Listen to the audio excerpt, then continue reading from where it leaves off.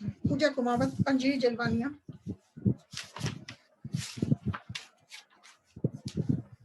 Pinky Chaudhary, Pooja Kumawat, Anjali Chaudhary, Anjali, Anita Jangid, Pinki Chaudhary,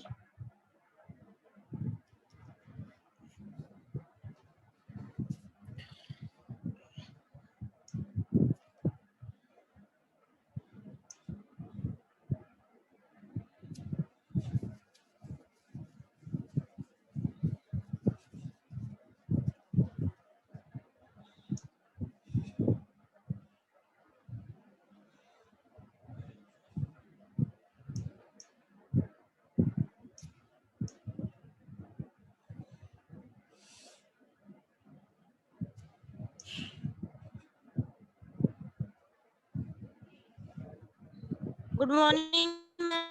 morning बेटे, good morning. Good morning ma'am. Good morning all of you, good morning बेटा।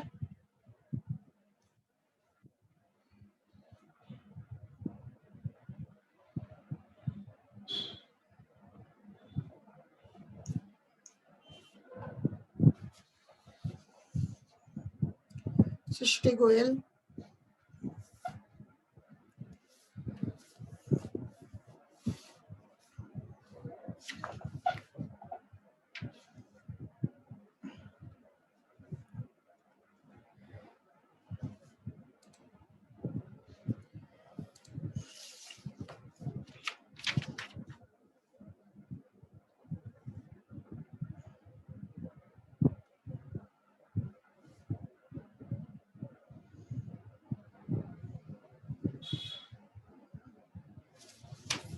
खुशबू सिरोहिया,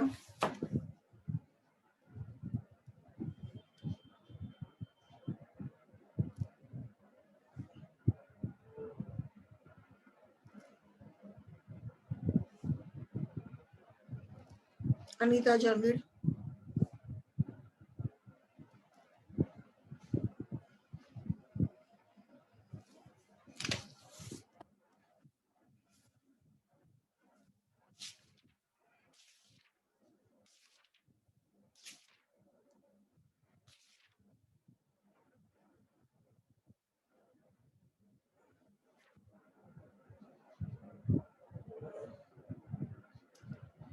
प्रिया राठौर,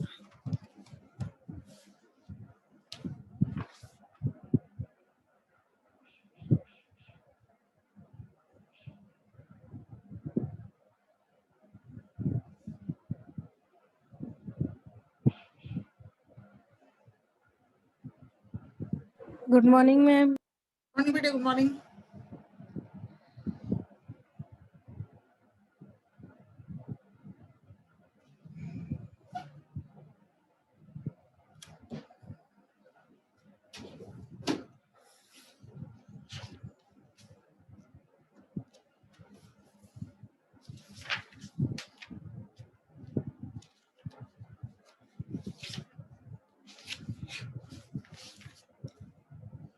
ठीक है बेटे, अपन स्टार्ट करते हैं। मार्केंशिया का स्टार्ट कर रहे हैं।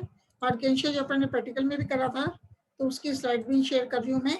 मार्केंशिया में, मार्केंशिया कुल मार्केंशिया का सर्वाधिक मिलने वाला सामान्य पादप है।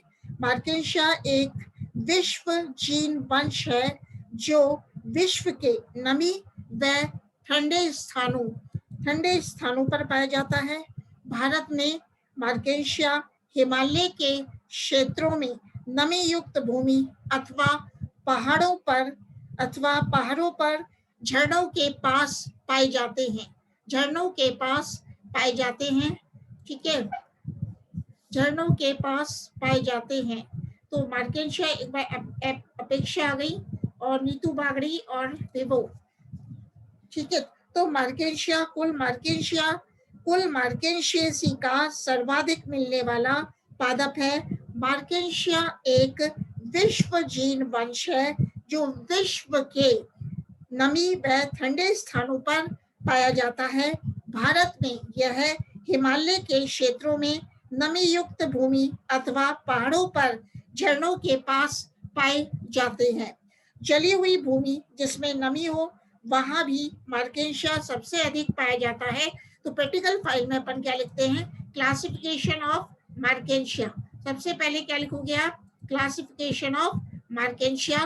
तो मार्केंशिया का वर्गीकरण जो प्रैक्टिकल फाइल में लिखते हो वो कैसे लिखोगे? मार्केंशिया कौन से प्रभाग में आता है? डिवीजन है ब्रायोफाइटा। ब्रायोफाइटा में मार्केंशिया को क्यों रखा है? क्योंकि प्रमुख पादप युग्मकोद्भिद थैलस या पर्नेल होता है और सत्य मूल अनुपस्थित होती है, वह मूलाभास उपस्थित होते हैं। मतलब मार्केंशिया में राइजोइड्स पाए जाते हैं, संवहन ऊतक अनुपस्थित होता है, इसलिए मार्केंशिया को ब्रायोफाइट में रखा गया है। निषेचन फर्टिलाइजेशन जल की उपस्थिति में होता है और बीजाणुद्भिद में स्पोरोफाइट में अर्धसूत्री विभाजन द्वारा अगुणित बीजाणुओं का निर्माण होता है। अब कौन से वर्ग में, कौन सी क्लास में मार्केंशिया को रखा गया है? तो क्लास है हिपेटिकोप्सिडा। हिपेटिकोप्सिडा पहला है। क्यों रखा गया है मार्केंशिया को हिपेटिकोप्सिडा में? क्योंकि लैंगिक जनन विषम युग्मकी प्रकार का होता है। मादा व नर जनन अंग पुंधानी व स्त्रीधानी बहुकोशिकीय व बंधे जैकेट से आवृत रहते हैं। सरल अथवा जटिल प्रकार का बीजाणुद्भिद संपुटिका, सीटा व फुट में विभेदित हो सकता है और इलेटर उपस्थित अथवा अनुपस्थित हो सकते हैं। इसी प्रकार ऑर्डर कौन सा है? मार्केंशिया को गण मार्केंशियल्स में रखा गया है क्योंकि वायु प्रकोष्ठ एयर चैम्बर्स सुकाई की अपाक्ष सतह पर उपस्थित होते हैं। ऑस्टियोल वायु प्रकोष्ठ में फोटोसिंथेटिक फिलामेंट्स प्रकाश संश्लेषी तंतु उपस्थित होते हैं और जनन अंग धसे हुए होते हैं अथवा स्पष्ट धानी पर रिसेप्टेकल पर उपस्थित होते हैं और कैप्सूल की भित्ति एक स्तरीय होती है। अब मार्केंशिया को कुल फैमिली मार्केंशियेसी में रखा गया है और वंश है मार्केंशिया। तो कुल क्या है मार्केंशिया का? फैमिली क्या है? मार्केंशियेसी, क्योंकि सुकाए थैलस प्रकाश संश्लेषी तथा संचयन क्षेत्र में विभाजित होता है। अपाक्ष सतह पर वायु प्रकोष्ठ की ऊपरी सतह पर बैरल आकार के वायु छिद्र उपस्थित होते हैं। तीसरा है चिकने व गुलिकीय मूलाभास अपाक्ष सतह पर उपस्थित होते हैं। तो वंश क्या है? जीनस है मार्केंशिया, क्योंकि नर पात्र कुंधानीधर सेवरंत या एवरंत होता है, पेडिस के शीर्ष पर उपस्थित। मादा पात्र स्त्रीधानीधर सदैव सेवरंत व डिस्क ताराकार होती है। तो बीजाणुद्भिद में मार्केंशिया के स्पोरोफाइट बीजाणुद्भिद में बीजाणु व इलेटर्स उपस्थित होते हैं। तो प्रैक्टिकल में आप क्या बनाते हो? ये डायग्राम बनाते हो। कौन से? Marchantia showing the scales and rhizoids. ये मार्केंशिया के क्या दिखाए हैं आपने? मार्केंशिया स्केल्स एंड राइजोइड्स आपको दिखाएं।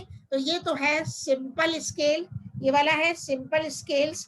एक ये है peg like processes in the scale और ये है आपका स्केल का डायग्राम दिखाया है। एपेंडिकुलेट स्केल्स व एपेंडिकुलेट स्केल का डायग्राम दिखाया है।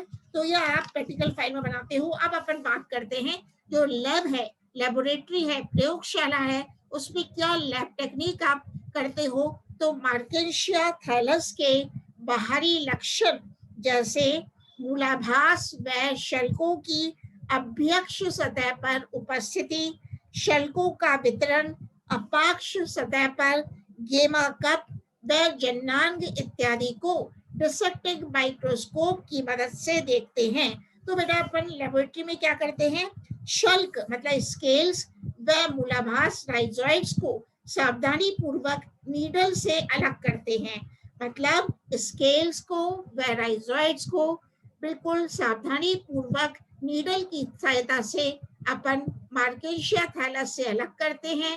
फिर अपन लेबोरेटरी में क्या करते हैं? प्रयोगशाला में स्केल्स व मूलाभास को सेफ्रेनिन से अभिरंजित करते हैं व ग्लिसरीन में माउंट करके माइक्रोस्कोप में देखते हैं। ग्लिसरीन में माउंट करके माइक्रोस्कोप में देखते हैं। इसी प्रकार लैब में प्रयोगशाला में अपन मार्केंशिया थैलस का सेक्शन काट कर, BTS सेक्शन कैसे काटेंगे, वर्टिकल ट्रांसवर्स सेक्शन काट कर इस ऊतक संरचना को फिर से सेफेनिन में अभिरंजित करके प्रकाश संश्लेषी तथा संचय क्षेत्र नोट करते हैं। मतलब अपन मार्केंशिया थैलस का जब वर्टिकल ट्रांसफर सेक्शन काट लेते हैं तो इसको अपन सेफेनिन से स्ट्रेन करते हैं और सेफेनिन से अभिरंजित करने के बाद मार्केंशिया के थैलस का VTS सेक्शन को ग्लिसरीन में माउंट करके अपन माइक्रोस्कोप में देखते हैं। तो क्या देखते हैं, गेमेटोफिटिक प्लांट ऑफ मार्केंशिया। तो प्रैक्टिकल कॉपी में क्या लिखते हो, external structure of gametophytic plant.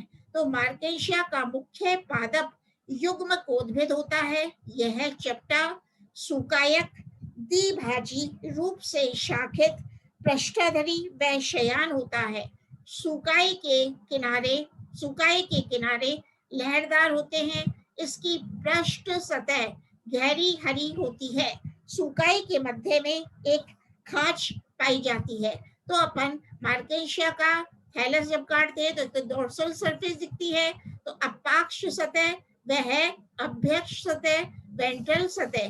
तो अभ्यक्ष डोर्सल सरफेस के बारे में प्रैक्टिकल फाइल में क्या लिखोगे, गहरे हरे रंग की अपाक्ष सतह पर डोर्सल सरफेस पर सूक्ष्मदर्शी के निम्न आवर्धन लेंस से, मतलब माइक्रोस्कोप के लेंस से देखने पर कुछ रोम्बोइडल क्षेत्र दिखाई देते हैं जो समानांतर रूप में विन्यासित रहते हैं और इनके बीच में एक काला छिद्र दिखाई देता है।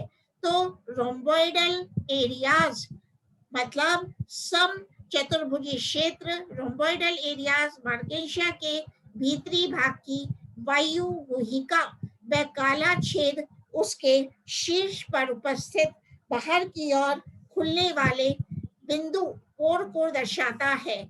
अब अपाक्ष सतह पर मतलब डोर्सल सरफेस पर लैंगिक जनन के दौरान थैलस के कुछ क्षेत्रों पर कुछ ऊर्ध्व शाखाएं निर्मित होती हैं, जिन पर मादा या नर जन्नांग लगते हैं। शाखाएं जो नर जन्नांगों मतलब मेल सेक्स ऑर्गन्स या पुंधानियों को धारण करती हैं वह पुंधानीधर एंथ्रेडियोफोर कहलाती हैं, वह स्त्रीधानीधर कहलाती हैं। मतलब शाखाएं जो नर जन्नांगों या पुंधानियों को धारण करती हैं वह पुंधानीधर एंथ्रेडियोफोर कहलाती हैं और शाखाएं जो मादा जन्नांगों या स्त्रीधानियों को धारण करती हैं वह शाखाएं स्त्रीधानीधर आर्किगोनियोफोर कहलाती हैं। तो पुंधानीधर व स्त्रीधानीधर अलग अलग थैलस पर प्राप्त होते हैं। अतः ये कहा जा सकता है कि मार्केंशिया का पादप या मार्केंशिया एक लिंगाश्रयी है, डायोशियस पादप है। अब वेंट्रल सरफेस, तो अभ्यक्ष सतह अपाक्ष सतह की तुलना में हल्की होती है। तो मार्केंशिया की वेंट्रल सरफेस पर मूलाभास, राइजोइड्स व स्केल्स पाए जाते हैं। अब आप लिखोगे प्रैक्टिकल फाइल में मूलाभास कैसे होते हैं, राइजोइड्स कैसे होते हैं, क्योंकि राइजोइड्स की अपन स्लाइड बनाते हैं और राइजोइड्स को मार्केंशिया के राइजोइड्स को सेफेनिन में अभिरंजित करते हैं, फिर ग्लिसरीन में माउंट करके माइक्रोस्कोप पे देखते हैं। तो राइजोइड्स अधिकतर अभ्यक्ष सतह के मध्य शिरा वाले क्षेत्र में मिलने वाली पतली कोमल धागे समान संरचनाएं होती हैं। ये पार्श्वीय क्षेत्रों तक भी वितरित रहती हैं। तो मार्केंशिया के मूलाभास अधिकतर अशाखित होते हैं एवं एक कोशिकीय होते हैं, यूनिसेलुलर होते हैं। मार्केंशिया के कुछ मूलाभास चिकनी आंतरिक भित्ति युक्त होते हैं, अतः ये चिकने मूलाभास कहलाते हैं, जबकि अन्य मूलाभासों की भीतरी सतह से कुछ अतिवृद्धियां निकली रहती हैं, अतः ये मूलाभास गुलिकीय ट्यूबरक्युलेट मूलाभास कहलाते हैं। और इन मूलाभासों का कार्य थैलस को जमीन पर स्थिर रखने में सहायक होता है तथा अवशोषण में भी सहायता प्रदान करता है। इसी तरह अपन मार्केंशिया के स्केल्स की स्लाइड बनाते हैं और स्केल्स को भी सेफेनिन में अभिरंजित करते हैं और माइक्रोस्कोप में देखते हैं। तो अपन क्या लिखेंगे प्रैक्टिकल फाइल में, थैलस की, मार्केंशिया थैलस की अभ्यक्ष सतह पर ये शल्क 4 ओवरलैपिंग पंक्तियों में व्यवस्थित होते हैं। वह एक कोशिकीय स्तर की बहुकोशिकीय प्लेट समान संरचनाएं होती हैं। तो अपन देखते हैं कि ये तो हो गया। अब देखेंगे एपेंडिकुलेट स्केल्स। एक अपन बनाते हैं एपेंडिकुलेट स्केल्स। फर्स्ट तो है, दो तरह के स्केल्स हैं। एक है शल्क, दो प्रकार के होते हैं स्केल्स मार्केंशिया में, दो प्रकार के होते हैं। जब अपन स्लाइड्स बनाएंगे तो एक तो एपेंडिकुलेट स्केल्स की बनेगी, एक बनेगी सिंपल स्केल्स की। तो एपेंडिकुलेट स्केल्स के बारे में पढ़ेंगे, मतलब उपांगिका युक्त शल्क।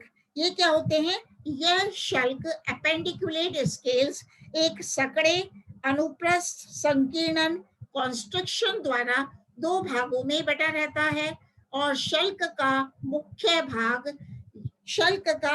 भाग यह मुख्य शल्ककाय है जो नीचे की ओर स्थित अपेक्षाकृत चौड़ा भाग होता है। एक है बेटा शल्क का उपांग या अनुबंध एपेंडेज। ये शल्क के दूरस्थ या सिरे की ओर स्थित होता है। वह आकृति में छोटा अंडाकार होता है। दूसरा है सिंपल स्केल्स। मेन अपन बनाते हैं प्रैक्टिकल डायग्राम में internal structure of the thallus of marchantia. तो देखो अपन ये वाला ऊपर वाला डायग्राम मैं आपको दिखा देती हूँ। ये वाला डायग्राम सभी लोग प्रैक्टिकल कॉपी में बनाते हो। This is the internal structure of the thallus of marchantia. जो अपन को क्या दिखा रहा है, इसमें है air chambers showing the air pores and the photosynthetic filaments, और ये है स्टोरेज रीजन, ये है फोटोसिंथेटिक जोन। तो अपन प्रैक्टिकल कॉपी में किसके बारे में लिखेंगे? Internal structure of the thallus of marchantia. Internal structure of the thallus of marchantia. तो मार्केंशिया के थैलस की आंतरिक संरचना का अध्ययन करने के लिए इसका उदग्र वर्टिकल काट लिया जाता है। इस काट में थैलस दो निम्न भागों में विभक्त दिखाई देता है। अपन क्या करते हैं बेटा, मार्केंशिया का थैलस लेते हैं और उसका वर्टिकल सेक्शन काटते हैं। फिर मार्केंशिया का वर्टिकल सेक्शन काट लेने के बाद मार्केंशिया के थैलस को अपन सेफेनिन में स्ट्रेन करते हैं और सेफेनिन में स्ट्रेन करने के बाद इस मार्केंशिया के कटे हुए थैलस को अपन ग्लिसरीन में माउंट करके माइक्रोस्कोप में देखते हैं। तो अपन को क्या दिखता है? अपाक्ष सतह, डोर्सल सरफेस। तो अपाक्ष सतह के बारे में लिखोगे, ये थैलस का एसिमिलेटरी स्वांगीकरण क्षेत्र होता है। यह थैलस का एसिमिलेटरी क्षेत्र होता है और इस क्षेत्र में वायु गुहिकाएं एयर चैम्बर्स की एक पंक्ति होती है जो आपस में एक दूसरे से एक कोशिका मोटाई वाली भित्ति से अलग रहते हैं। इस सतह की बाहरी परत एक कोशिकीय बाह्य त्वचा की बनी होती है और बाह्य त्वचा की पतली भित्ति युक्त कोशिकाओं में हरित लवक पाया जाता है। इन कोशिकाओं की निरंतरता सकड़े वायु रंध्रों द्वारा बाधित रहती है जो नीचे उपस्थित वायु गुहिकाओं में खुलते हैं। तो एपिडर्मिस के नीचे बृहत वायु गुहिकाओं की एक अनुप्रस्थ पंक्ति होती है और एक कोशिकीय पंक्ति युक्त पटों द्वारा एक दूसरे से अलग रहती है। तो बाह्य त्वचा के नीचे बृहत मतलब लार्ज वायु गुहिकाओं की एक अनुप्रस्थ पंक्ति होती है। एक कोशिकीय पंक्ति युक्त पटों द्वारा एक दूसरे से अलग रहती हैं। पट 2 या 3 कोशिकीय ऊंचे व हरित लवक युक्त होते हैं। इन गुहिकाओं की सतह से अनेक छोटे एक कोशिका पंक्ति वाले बहुकोशिकीय सूत्र निर्मित होते हैं और यह सूत्र शाखित अथवा अशाखित हो सकते हैं। सूत्र हरित लवक युक्त होते हैं, अतः स्वांगीकारी सूत्र भी कहलाते हैं। तो देखो ये वाला स्ट्रक्चर मैं बता रही हूँ कि मार्केंशिया के डॉर्सल सरफेस की बात चल रही है। तो डॉर्सल सरफेस में क्या होता है बेटा, एयर चैम्बर्स होता है, हैविंग द एयर पोर्स। ये क्या दिखा रहे हैं, एयर पोर्स और एयर चैम्बर्स, वायु प्रकोष्ठ। और इसमें क्या है, इसमें अपन को एयर चैम्बर्स में क्या मिलते हैं, एसिमिलेटरी फिलामेंट्स या फोटोसिंथेटिक फिलामेंट्स। और इन फोटोसिंथेटिक फिलामेंट्स में क्लोरोप्लास्ट होते हैं, हरित लवक होते हैं, जो कि प्रकाश संश्लेषण में मदद करते हैं। तो क्या बता रही हूँ कि अपन सूत्र जो फोटोसिंथेटिक फिलामेंट्स है, ब्रांच भी हो सकते हैं और अनब्रांच भी हो सकते हैं। और ये इन फोटोसिंथेटिक फिलामेंट्स में हरित लवक होता है, क्लोरोप्लास्ट होता है।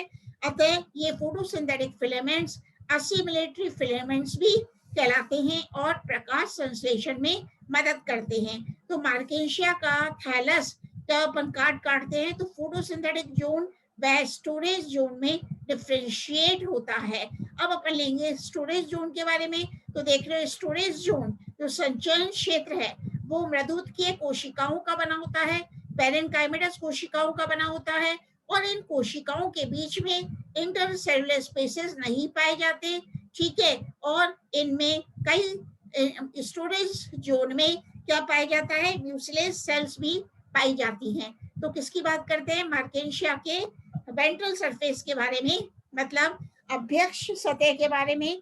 तो यह मृदुत्कीय कोशिकाओं द्वारा निर्मित होमोजीनियस सघन क्षेत्र होता है, जो पोषण मंड के रूप में संग्रहण के कार्य में मदद करता है। मृदुत्कीय कोशिकाओं की भित्ति पतली होती है तथा इनमें हरित लवक अनुपस्थित होते हैं या कम संख्या में होते हैं।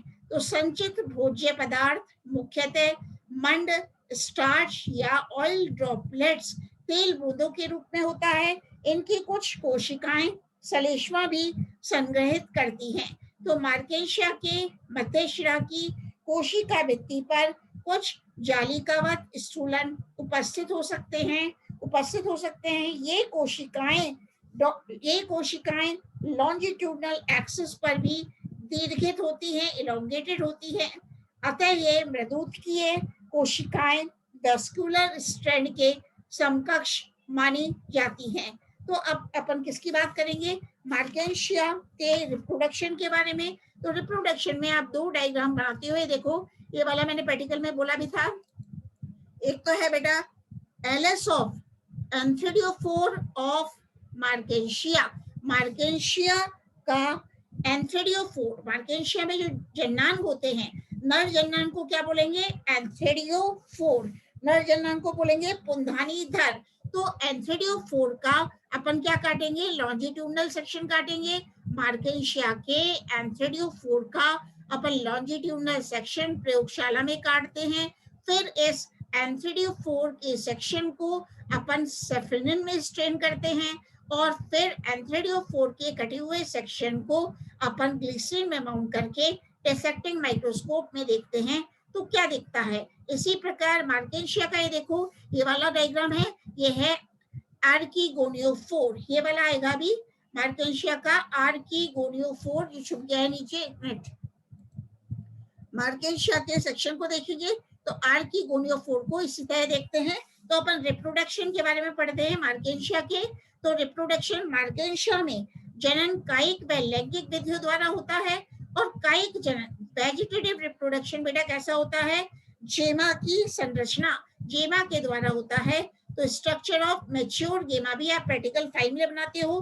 तो मार्केंशिया में परिपक्व जेमा एक उभय ऊतल बहुकोशिकीय डिस्क जैसी संरचना होती है, जो जेमा कप के तल पर एक कोशिका वृंत द्वारा स्थिर रहती है। यह संरचना बाइलेटरल सिमेट्री प्रदर्शित करती है। इसके बीच का मोटा भाग किनारों की ओर धीरे धीरे पतला होता चला जाता है और इसके दोनों पार्श्व भागों पर मध्य में दो खांचे उपस्थित होती है। तो जेमा की पतली भित्ति युक्त मृदुत्कीय कोशिकाओं में से कुछ में तेल बूंदे व कुछ में हरित लवक पाया जाता है, जिसके कारण जेमा हरा आभासित होता है। जेमा कैसे दिखाई देता है, हरा दिखाई देता है। तो अपन अब किसकी बात कर रहे हैं? जेमा की। तो अब अपन लेते हैं सेक्सुअल रिप्रोडक्शन इन मार्केंशिया। किसकी बात करेंगे? Sexual reproduction in Marchantia. तो सेक्सुअल रिप्रोडक्शन इन मार्केंशिया को आप सुनना कि मार्केंशिया एक लिंगाश्रयी पादप है जिसमें oogamous विषम युग्म की प्रकार का लैंगिक जनन उपस्थित होता है। स्त्री व नर जननांग विशिष्ट ऊर्ध्व शाखाओं पर थैलस के अपाक्ष सतह पर पाए जाते हैं। तो पुंधानी धारण करने वाली शाखा पुंधानी धर कहलाती है। व स्त्रीधानी धारण करने वाली शाखा स्त्रीधानी धारण करने वाली शाखा स्त्रीधानी धर की आंतरिक संरचना थैलस समान होती है। पुंधानी धारण करने वाली शाखा पुंधानी धर कहलाती है। स्त्रीधानी धारण करने वाली शाखा स्त्रीधानी धर कहलाती है। तो अपन लेते हैं स्ट्रक्चर ऑफ एंथ्रेडियोफोर। पुंधानी धर की संरचना क्या होती है? तो इसमें देखना, मार्केंशिया के पुंधानी धर नर पादप पर शयान शाखा की मार्केंशिया के पुंधानी धर नर पादप पर शयान शाखा की शीर्षस्थ खास से ऊर्ध्व दिशा में विकसित होने से निर्मित होते हैं। इसमें एक लंबा 1 से 3 सेंटीमीटर तक का सुदृढ़ व्रंत होता है जिसका सबसे ऊपरी भाग या अंतस्थ हिस्सा चपटा 8 पालियों युक्त होता है। देखो एक डायग्राम दिखा रही हूँ। ये वाला तो अपन ने एंथ्रेडियोफोर का देखा है मार्केंशिया में। हाँ, अपन को ये वाला डायग्राम देखना बेटा, ये वाला। हाँ, इसमें ये जो डायग्राम आपको दिख रहा है ये एंथ्रेडियोफोर का है। तो आप क्या देख रहे हो? It shows antheridiophore shows the antheridial chambers. ये दिख रहे हैं antheridial chambers alternating with the air chambers. इसमें क्या है बेटा? एंथ्रेडियल चैम्बर्स है जिनमें की एंथ्रेडिया पाए जाते हैं और एयर चैम्बर्स हैं। एयर चैम्बर्स में फोटोसिंथेटिक फिलामेंट्स मिलते हैं। ठीक है, और ये आप किसमें डिवाइड होता है? जैसे बता रही हूँ, मार्केंशिया में पुंधानी धर, मार्केंशिया में पुंधानी धर एंथ्रेडियोफोर नर पादप पर शयान शाखा की शीर्षस्थ खास से ऊर्ध्व दिशा में विकसित होने से निर्मित होते हैं। इसमें एक लंबा 1 से 3 सेंटीमीटर तक का दृढ़ व्रंत होता है। क्या होता है? स्टॉक होता है जिसका सबसे ऊपरी भाग या अंतस्थ सिरा चपटा 8 पालियों युक्त होता है। इसमें कितनी है? 8 पालियों युक्त होता है। यह किनारों पर पतला चपटा व मध्य में मोटा होता है। किसी जाति में नर व्रंत के अंतस्थ सिरे पर 4 ही पालियां पाई जाती हैं। प्रत्येक पाली एक शाखा को दर्शाता है। तो आप देख रहे हैं ये जो डिस्क है, एक मतलब एंथ्रेडियोफोर किस में डिवाइड होता है? एक स्टॉक और डिस्क में डिवाइड होता है। और डिस्क के ऊपर क्या होते हैं बेटा? Antheridial chambers alternate with the air chambers and the air chambers have the photosynthetic filaments. Antheridial chambers और एयर चैम्बर्स एकांतर क्रम में डिस्क पर एंथ्रेडियोफोर में व्यवस्थित होते हैं। और एयर चैम्बर्स में क्या पाए जाते हैं? प्रकाश संश्लेषी तंतु पाए जाते हैं, फोटोसिंथेटिक फिलामेंट्स पाए जाते हैं।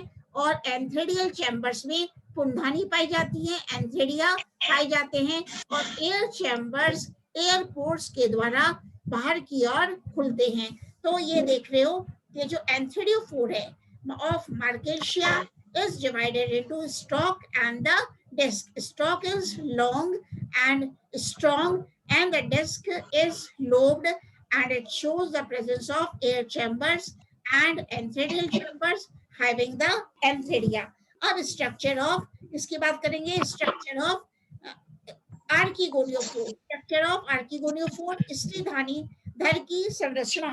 तो मादा थैलस की अपाक्ष सतह पर शीर्षस्थ बनती है। तो अग्र रूप में थैलस का विस्तारण होती है। इसमें एक लंबा ग्रंथ होता है जिसके अंतस्थ एक डिस्टर्बेंस आ रहा है। इसके मतलब आर्किगोनियोफोर की बात कर रहे हैं। तो इसमें एक लंबा व्रंत होता है जिसके अंतस्थ सिरे पर एक डिस्क उपस्थित होती है।